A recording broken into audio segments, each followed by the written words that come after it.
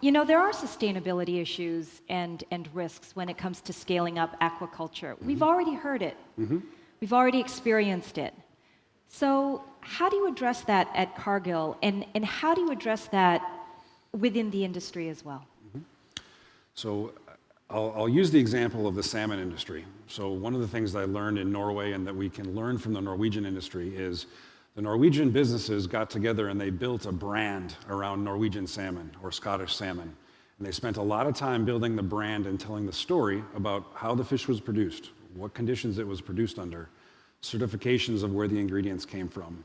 And that halo effect creates the underlying demand that continues to grow for your product.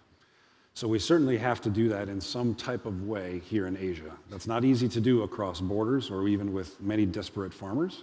But at the end of the day, if we don't do that, you're always at risk that a few bad apples, a few bad actors can damage the reputation of the industry.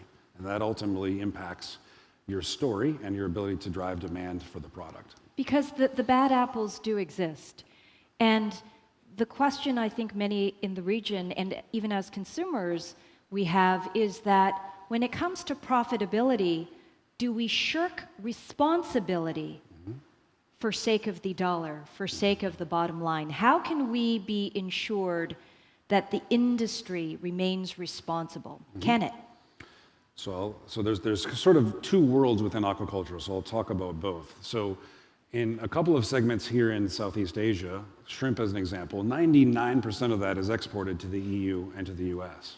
So those farmers have a huge responsibility to try to protect their reputation. They have a lot at stake if that is in the cards. As an example, India just got a yellow card from the EU over some of their practices.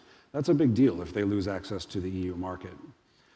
I'll flip that on the other side. In APEC, 99% of the fish actually stays here and is consumed domestically. And that becomes driven by the consumer. China is a good example where we said, bad food practices ultimately change the local consumer's view of locally produced products. The consumer has to be trained in these areas as well, that the product is safe. The farmer has a vested interest in making sure that their product is viewed as safe so that the local consumer continues to buy their product. Ladies and gentlemen, any questions before I let Chad go? All right, you can breathe a sigh of relief. We've let you off here. Chad, thank you so much. Thank you. Thank you for sharing.